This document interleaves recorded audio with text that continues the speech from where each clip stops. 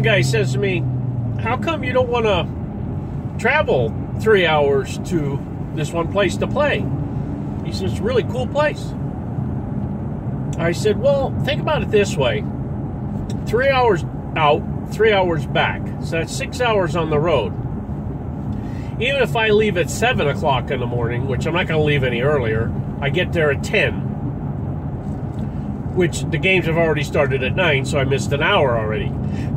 And they're going 10 to 4. I'm not going to stay till 4 o'clock and drive home and be at home at 7 o'clock.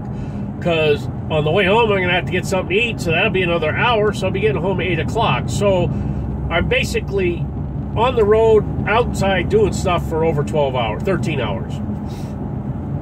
At my age, I don't really want to do shit like that. That's why.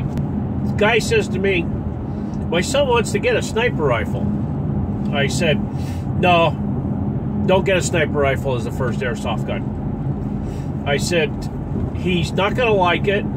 I said, it's not going to be like Call of Duty or Battlefield or Battlefront. It's not one shot, one kill. If you're a sniper, you know that sometimes you got to shoot somebody 2-3 times because they might not feel it. As a first weapon, do not get someone a sniper rifle. Guy says to me, oh, I only play events that let you shoot full auto. And I said, what's the matter? You can't hit somebody on semi-only? He says, oh, you like to cover them with BBs. I'm like, I shoot somebody twice with BBs. That's fine. My rule of thumb is double shot, doesn't call it, double shot, doesn't call it, double shot, doesn't call it. I move on. I go to somebody else. I don't need to shoot full auto at somebody. I don't want to hurt somebody. And that's the mindset I see recently, which really concerns me. Went to an open play recently, and the guy's complaining that it's semi-only. And I said, it's always been semi-only. Oh, well, I only brought LMGs. Well, sucks to be you. And they said, oh, if you can use it in bursts, we'll let you use it. And I didn't want to be that guy that when they said, who, you know, like, anybody have any problems with him using this full auto? I'm like clenching my fist, trying not to put my hand up. All the rest of the guys are noobs that are playing that day, except one other guy. And he's like, as long as he doesn't abuse it. Well, he abused it. Got, instead of a burst, he's like, and I'm like, he ain't bursting that. I said, let's all shoot full auto then. And the ref said, no, we can't do that. He's the only one that's supposed to be able to do that. Well, I wanted to go to the owner and say, hey, if he's shooting full auto, let's all shoot full auto, make it a fair fight. Because he's not bursting it. He's not shooting it at like 5-6 shots. He's like laying down 40-50 shots or more at you. Well, the day went on, and I played on his side. He played. We kept switching sides and this and that. And eventually, he broke the gun. Got his other LMG, which is another thing. You bring 2 LMGs to a place that says semi-only. Says that in the rules. Description on the website. Description on the event. But, so, little food for thought. You come to a place and there's a rule set. Don't bitch and moan and complain because you didn't read the rule set. It's not their job to inform you of the rules before you get there. It's their job to give you a safety review when you get there and tell you the rules. And if you're not listening and you break the rules, they kick your ass out. So I don't think it's a problem. That's just my opinion.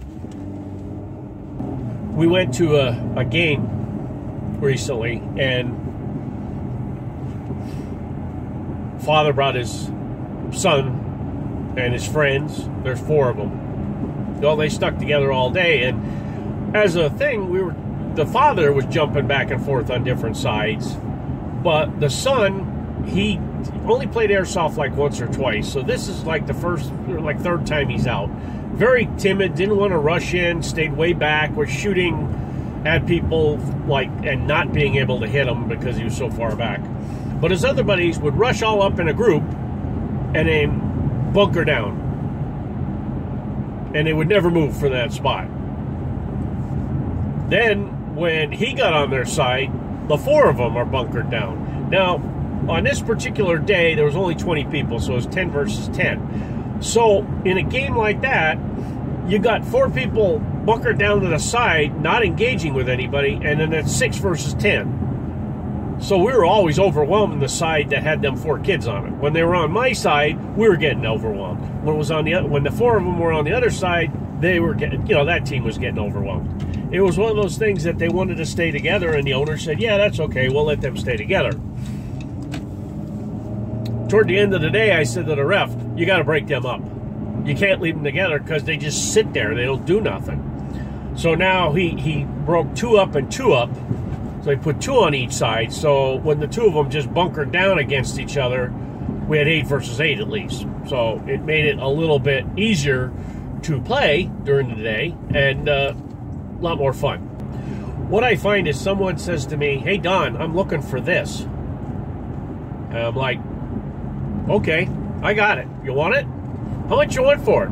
No, you can have it. Because I'm never going to be able to sell them. I had 6 P90 pouches. Gave them to my teammate. I said, I have 2 different ones. I have OD and I have black. Which one do you want? He wanted the 6 black. Go for it. The 2 ODs were double pouches, which is fine, but I'm like, he wanted the 6 single pouches. I gave them away. Guy said to me he's looking for like pins for this. Here, got it. Fixed them all up. Oh, how much are you for the pin? I'm not worried about it. Here you go. Guy says to me, oh, like the end on my plug is bad, I think.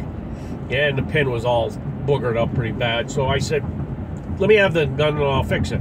So I cut it off, tinned the ends on the wire, put it in a new Tamiya plug, fired it up. Hey, works like a champ. Give it back to him. I said, yeah, I put a new plug on it. I said, here's your old plug back. I said, this way you know what I did. So he says, like, how much I owe you? I said, I ain't worried about it. I'm at the point right now that unless I'm selling something really big, like an airsoft gun itself, a replica, I'm really not worried about the price. Somebody comes in and says, oh, Don, we need to borrow a gun. That I get a little sticky on. I do have an M4 that I lend out from time to time, and I would let someone use my Springer shotgun that I have, but using one of my other guns, like, the ones I'm trying to sell, no, I don't think I'm going to do that. I need an adult! I need an adult!